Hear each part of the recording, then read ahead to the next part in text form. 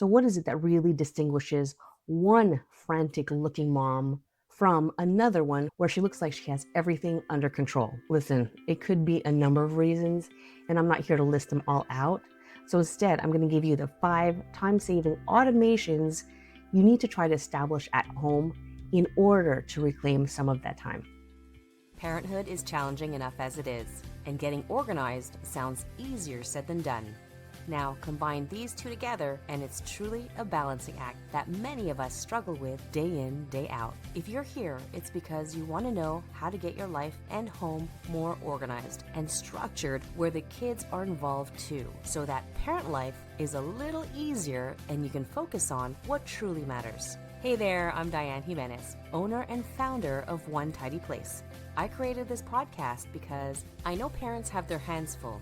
I know this because I have 3 kids of my own. Each week, we'll talk about all things organizing, teaching kids life skills, and contributing to the home, being on the same page with your partner, and raising your kids together while you tidy up, go out for a walk, or just need some real talk. I'm here for you.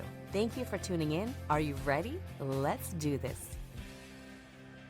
Hey there, welcome to another episode of the Organized-ish Parent Podcast. So the question I'll be answering today is the all-famous question that many parents often ask is, how do I find more time in the day? Now, if you relate to this at all, keep listening, because let's face it, as a parent, as a mom with a business, you know our time is very precious and things are always coming at us from all directions, whether it's from our kids, our business, the school, and even often our extended family, right?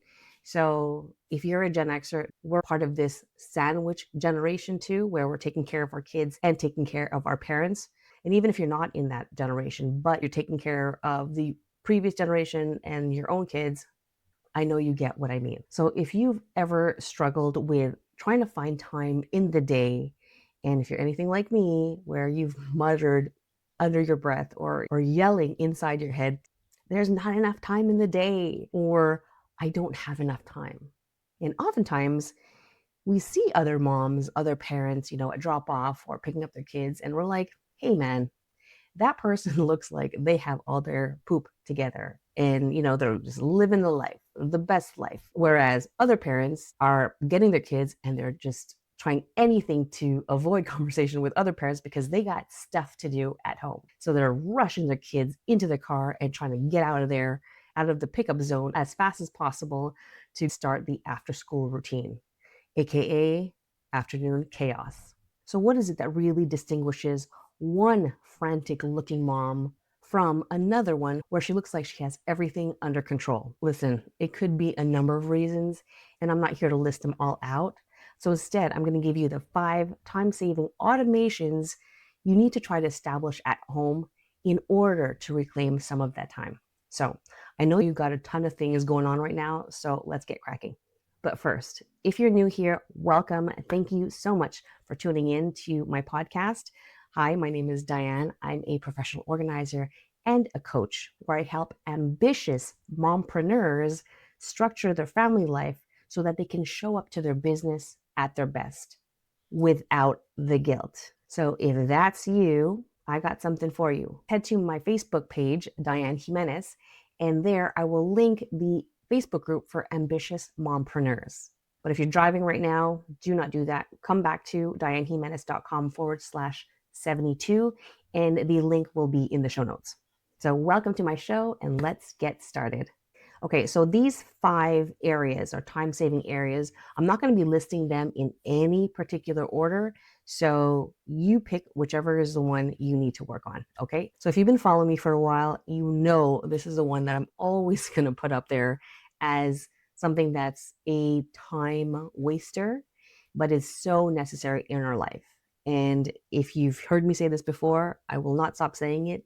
Laundry is a beast. It's never ending, right? It's very rare that if you walk into my house, you will see the hallway not lined with at least one basket of laundry or the laundry room having a basket of laundry.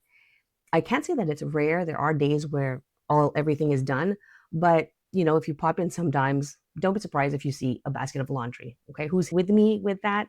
Raise your hand. Yeah, that's just how it is, especially life with kids. So when it comes to laundry, if we don't have a system in place, you run the risk of basically not having clothes to wear. Your kids always asking you, "Well, Mom, where's my this? Mom, I can't find that." And looking for things in clean baskets or even digging into hampers, looking for specific items and just throwing them in the wash just like that one single item. Now, I know a lot of you do not want to be living in that long term. It's not sustainable, right? So it's very important to have a system set in place when it comes to laundry. Now, I've observed in a mom Facebook group a few years ago about how different people do laundry, and it's across the board, it's different for everyone, especially with kids, with families with multiple kids. So some families will dedicate one laundry day where they do all the laundry from clothes to sheets to towels, everything in one day, and do laundry from morning sun up to sundown. In other cases, like at our house, we do laundry every single day. Now, I'm basically running a load, I would say 5 to 6 times a week at minimum. I know that sounds like crazy, but let's just say on a span of 7 days, the laundry will be loaded about 6 times. So one load per day to a maximum of 2 loads a day. Okay. So it depends on how much is going on at your house. Like at our house, we have, regular clothes, we have our school uniforms, we have our jujitsu gis, and, there's towels and the sheets. And we're a family of 5. So already that is almost, you can see that it's one load per day. So when it comes to clothes, for sure, there's more of a turnover.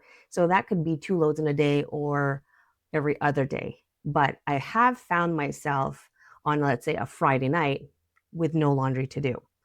Hampers are emptied and everything is put away.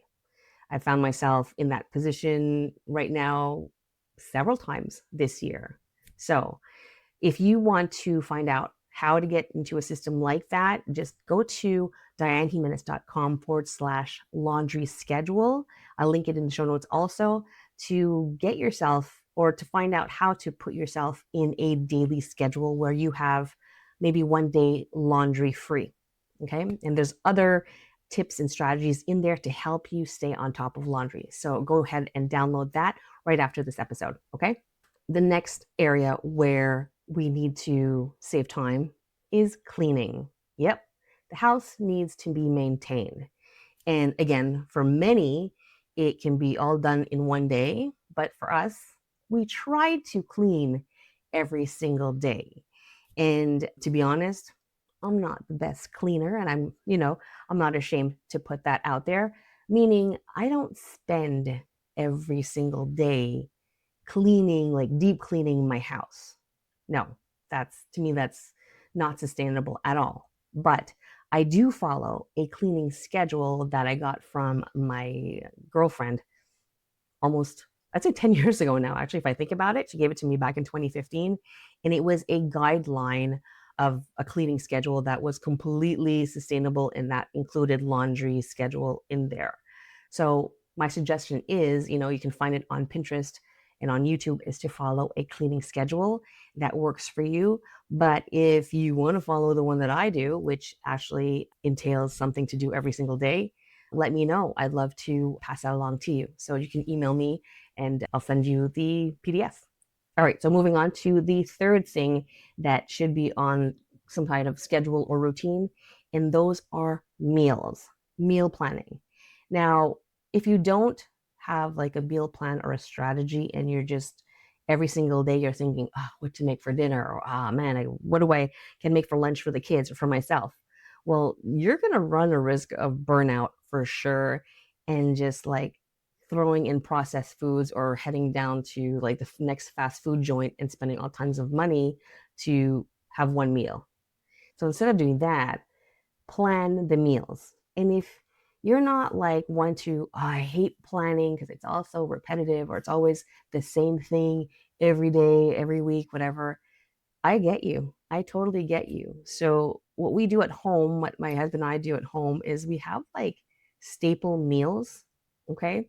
And that are easy to do. They're no brainers to figure out. And they're pretty much staple items in the house that we get at the grocery store every single week. So maybe one week we will have one or two staple meals in there. The week after will be another type of staple meal in there, which are different from the first two, and they alternate every week.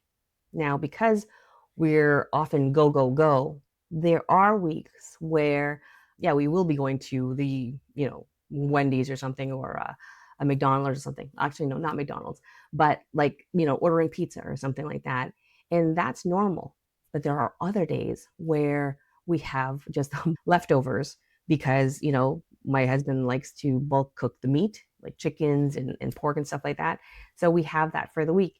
And that helps us actually. Side note, I don't know who she is, but I just saw this reel a few weeks ago and I thought it was really cool. She's Asian, she's Filipino, and she basically writes how she prepares her meals, how she meal plans for the week. And she has all this meat laid out that she got from the grocery store, obviously Costco, and she has a big family because you see everything purchased in bulk. And what she does is so cool, and it totally avoids thinking on the spot on the night of because it's there on the Ziploc, what it is. And all you have to do is basically make a side, prepare a side, which is oftentimes rice if you're in a Filipino family, or pasta. And those things are quick to do, right? And the meat, all the instructions are there. So once a week, or whenever she does the groceries, she will portion her meats and then bag them and put the marinade in there, whatever she needs. Other things, she will cook them in bulk beforehand so that, like my husband, it's ready for that night or the next day, and so on and so forth. So essentially, for meals, you want to establish a routine, a system where your meals that your family loves and can eat with not a hesitation or not a complaint, is to have those at the ready on a weekly or on a bi-weekly, so it's not so repetitive. And the second thing you want to do is batch cooking, because that is a total game changer and a big time saver. All right, the fourth category that I'm going to talk about is relating to food, and this is replenishing goods. So what do I mean by that? Well, if you have kids, especially growing kids, we all do, they like to snack. They like food available for them, right? So for us, it avoids us making meals for them by giving them some choice snacks.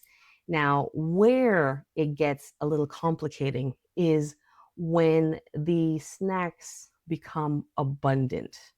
All right. You're going to Costco and you're seeing all sorts of things and buying all these cool and fun and interesting snacks. The problem is storage. And we came across this a few months ago where if you walked into our house and you walk into our dining room, there would be not just one snack drawer in our pantry, but in the corner of the dining room, it was filled with all the snacks, especially when the kids were home, COVID, summer, spring break, or winter break.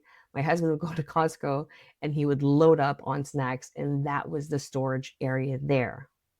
Now, recently, we've got into, controlling ourselves a little bit, not having too many snacks. The kids, nonetheless, will enjoy a variety of snacks. So we got this organizing system with IKEA. It's called the Kallax, and there's cubbies. So right now, what I do is the lower level of the cubbies, it's like a 2x4, is for the snacks. Well, not all four cubbies, but like two of those boxes is for the snacks. So one's the salty and one is the chocolatey stuff. So when it comes to replenishing of goods, the time saving aspect too is to delegate it to someone like the kids to organize it, because a lot of times, well, my kids, when they prepare their own lunches, they like to give themselves a treat or a snack for school, right? And so if they're doing that every day, multiply that by 3 kids, that snack drawer is going to be emptied quickly. So assign someone, one of your kids, to replenish that snack drawer every so often. Now, you're probably saying, well, that's where I keep everything. Great. That's fine. So have them organize it so it looks neat and easy to grab for everybody else. In our case, our bulk is in the garage. We keep it on a shelf. And then we bring up the snacks because we only have a certain amount of space in the pantry that's allocated for the snacks. So periodically, whoever's downstairs, they will bring up, the popcorn bags and the snacks, like bear paws and stuff, and place them neatly in the pantry. All right. So the final area that should be on some sort of routine that will save you time, and that is a decluttering plan. This is essential because things will always get misplaced. Things will be forgotten at the table, or, oh, right, my mess is still on the counters. Or, you're going to probably want to do something and then you open the drawer or the cabinet and it's not there. So that essentially is basically wasting tons of time and energy, and you start losing your mind because the things aren't where they should be. So it's important that you develop some sort of one touch system, meaning if you touched it, you put it back. Okay. And also a home system, meaning this is where the scissors go, and this is the home for all the scrap papers, and this is the bag where we put all the clothes for donation because they no longer fit us. You see what I'm saying? Now, of these 5, laundry, cleaning, meals, replenishing goods, and decluttering, what do they all have in common? It's this. There is an influx of this stuff. And you, if you're handling all of this, or if you don't have a system, becomes the bottleneck. And then there's just an accumulation of all the stuff, accumulation of stress, wasted time. You know what I'm saying? So you don't want to be the bottleneck, or the lack of a system becomes the bottleneck. Create a system for all of these things and you won't have a bottleneck. Okay, you're probably asking or wondering, oh, Dianne, how do we do this? I don't have time to think of a system. It's okay. It's okay. I got you. First off, you're going to list of the 5 that I just mentioned: meals, cleaning, replenishing goods, decluttering, and laundry. You're going to list and put your name beside all the ones where you are involved 100%, from thinking about it, fitting it in your schedule, and actually doing it. Mark that down. Now, the reason why we do this is, yeah, you probably know that you do a lot of things, but now seeing it kind of shifts our perspective a little bit of saying, hey, this is a lot on my plate, right? And the next thing I want you to look at is, from all of these, ask yourself, which one do you truly need to be doing at 100%? So be honest with yourself here, because a lot of times, now depending on your kid's age and stuff, we need to be more involved. But especially if your kids are of school age and your partner is there, parenting with you, a lot of these things can be delegated. A lot of these things can be shared. Okay. So take a good look at that, and I'm curious to know what it is. Now, finally, from that, of the ones that are 100% all on you, I need you to ask yourself, where can you share the load? Where can you bring your 100% down to maybe a 75, to a 50%, or even a 25%? Where can you do that? So now, if you need more guidance with this, or more specific details of what you should do to have a better structure in your home, I invite you to my Ambitious Mompreneurs Facebook group. I will post it in the show notes, like I said earlier. It's a totally free group, and I'd love to have you there. Now, you don't need to be a mompreneur for the next option I have for you, and that is to look at the Clarity Kickstart. If you head to diannejimenez.com/clarity, all the details are there. But basically, this is a form that you fill out, kind of like a quiz. You supply pictures that only I will see. Now, these pictures of your home and your spaces is optional, but it's ideal if I see them, and then you send that over to me. There is a fee that's $43, and within 3 to 5 business days, I will email you a video link of all the breakdown based on your form and the pictures that you send. So this feedback is personalized, it's customized just for you and your home life. Think about it. This $43 could be the first intentional step you take towards a more organized home, peace of mind, and reclaiming your time. So head to diannejimenez.com/clarity.